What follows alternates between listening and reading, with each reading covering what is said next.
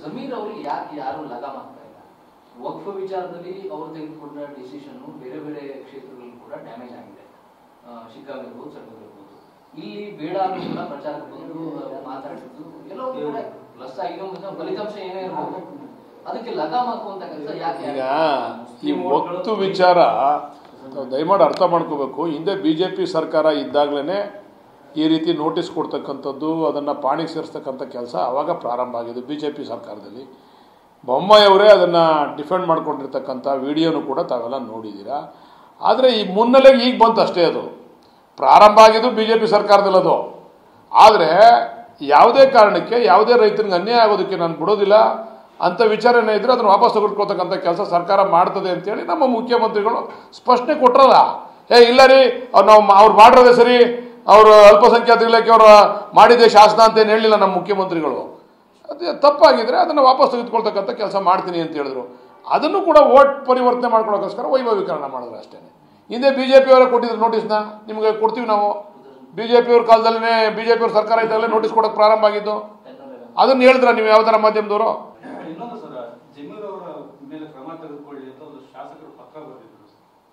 ಅದು ನನಗಂತೂ ಗೊತ್ತಿಲ್ಲ. ನನಗೆ ಗೊತ್ತಿರಂಗೆ ಯಾವ ಶಾಸಕರು ಬರ್ದಿಲ್ಲ. ಅದು ಮಾಧ್ಯಮದಲ್ಲಿ ಓದ್ದೋ ನಾವು. ಯಾವ ನೋಡ್ರಿ, ಎಲ್ಲದಕ್ಕೂ ಒಂದು ಕಡಿವಾಣ ಇರ್ತದೆ. ನಮ್ದು ಹೈಕಮಾಂಡ್ ಐತೆ. ನಮ್ದೇನು ಯಾರೋ ಒಬ್ಬರು ನಾಯಕತ್ವ ಇರ್ತಕ್ಕಂಥ ಪಕ್ಷ ಅಲ್ಲ.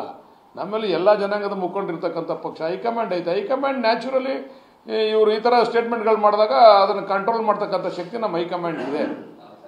ಎಲ್ಲರೂ ಕೂಡ ಹೈಕಮಾಂಡ್ಗೆ ತಲೆಬಾಗೆ ಬಾಳಬೇಕಿಲ್ಲಿ. ಮುಸ್ಲಿಂ ವೋಟ್ಗಳ ಕ್ರೋಢೀಕರಣ ಮಾಡೋ ಬರದಲ್ಲಿ ಬೇರೆ ಸಮುದಾಯಗಳಿಗೆ ನೋವಾಗುವಂತ ರೀತಿ ಮಾತನಾಡುವಂಥದ್ದು ಅದು ಪಕ್ಷಕ್ಕೆ ಹಿನ್ನಡೆ ಆಗೋಣ ಅಂತ ಅನ್ಸಲ್ಲ. ಈಗ ನೀವು ಹೇಳ್ದಂಗೆ ಮೀಡಿಯಾ ಮುಂದೆ ಮಾತಾಡಲ್ಲ, ಸೋಷಿಯಲ್ ಮೀಡಿಯಾದಲ್ಲಿ ಮಾತಾಡ್ಬಿಡ್ತಾರೆ. ಅವ್ರ ಕಮ್ಯುನಿಟಿ ಓಟ್ ಇದ್ದಾಗ ಮಾಡಕ್ಕೆ ಹೋಗ್ತಾರೆ. ಅದು ಯಾರ ಹಿಡ್ಕೊಂಬಂದು ಈ ಮೀಡಿಯಾದಲ್ಲಿ ಹಾಕ್ಸಿ ತೋರಿಸ್ತಾರೆ ಅಷ್ಟೇ. ಈಗ ಎಲ್ಲರೂ ಒಳಗಡೆ ಗುಪ್ತ ಸಭೆಗಳಲ್ಲಿ ಮಾತಾಡ್ತಾರೆ ಕೆಲವು ವಿಚಾರಗಳನ್ನ, ಆಚೆ ಕಡೆ ಬಂದಾಗ ಮಾತಾಡಾರ?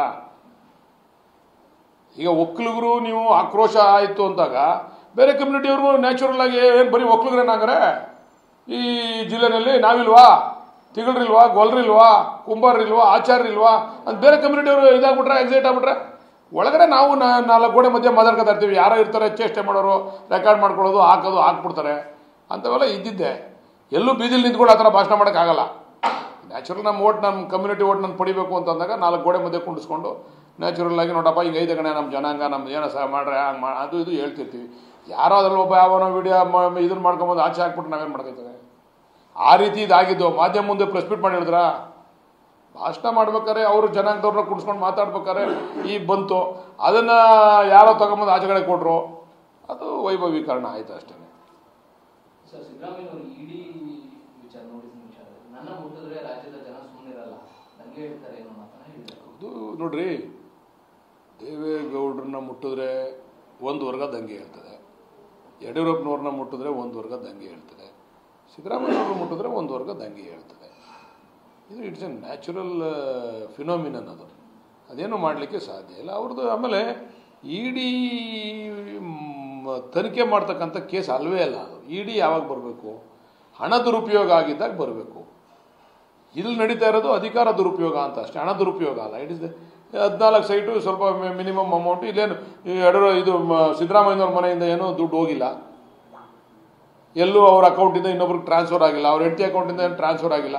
ಅದು ಇಡಿಗೆ ಬರಲ್ಲ. ಇದು ಉದ್ದೇಶಪೂರ್ವಕವಾಗಿ ಸಿದ್ದರಾಮಯ್ಯನವರ ಅವ್ರಿಗಿರ್ತಕ್ಕಂಥ ಜನಪ್ರಿಯತೆಯನ್ನು ಕಡಿಮೆ ಮಾಡಬೇಕು ಅಂತೇಳಿ ಕೇಂದ್ರ ಸರ್ಕಾರದವರು ಇಡಿನ ಬಳಸವ್ರೆ. ಈಗ ನೋಡ್ರಿ, ಯಾವುದೇ ಒಂದು ಜಸ್ಟಿಸ್ ನ್ಯಾಚುರಲ್ ಆಗಿದ್ದಾಗ ಜನ ಏನೂ ಕೇಳಕ್ಕೆ ಹೋಗಲ್ಲ, ದಂಗೆನೂ ಹೇಳಲ್ಲ. ನ್ಯಾಚುರಲ್ ಜಸ್ಟಿಸ್ ಇಲ್ಲದೆ ಬೇರೆ ರೀತಿ ಅದನ್ನು ನೀವು ಮಾಡಕ್ಕೆ ಹೋದಾಗ ಜನ ನ್ಯಾಚುರಲ್ ದಂಗೆ ಹೇಳ್ತಾರೆ. ದಂಗೆ ಹೇಳೋದು ಯಾತಕ್ಕೆ ಹೇಳ್ತಾರೆ? ಈಗ ಹಲವಾರು ಕಡೆ ಶ್ರೀಲಂಕಾದಲ್ಲಿ ದಂಗೆ ಇದ್ರು, ಈಗ ವೆಸ್ಟ್ ಬೆಂಗಾಲಲ್ಲಿ ಅಲ್ಲ ಇದು ಏನೋ ಬಾಂಗ್ಲಾದೇಶಲ್ಲಿ ದಂಗೆ ಇದ್ರು. ಇಲ್ಲೆಲ್ಲ ಯಾಕೆ ಇದ್ರು? ನೋಡಿ ಬೇಸತ್ತದ್ರು. ಹಿಂಗೆ ಇಡಿ ಅದು ಇದು IT BT ಅನ್ಕೊಂಡು ಇವ್ರು ಏನಾರ ಮೇಲೆ ಬೀಳ್ತಾ ಇದ್ರೆ ಒಂದು ದಿವಸ ನ್ಯಾಚುರಲ್ ಜನ ದಂಗೆ ಹೇಳಲೇಬೇಕಲ್ವಾ? ಇಡಿನ ಇಲ್ಲಿ ತರೋ ಅಂತ ಅವಶ್ಯಕತೆ ಇರಲಿಲ್ಲ. ಒಬ್ಬ ಮಿನಿಮಮ್ ಕಾಮನ್ ಸೆನ್ಸ್ ಇರ್ತಕ್ಕಂಥ ವ್ಯಕ್ತಿ ಆಲೋಚನೆ ಮಾಡ್ತಕ್ಕಂಥ ವಿಚಾರ ಅದು. ಇಡಿನೇನು ತಗೊಂಬರೋ ಅವಶ್ಯಕತೆ ಇರಲಿಲ್ಲ.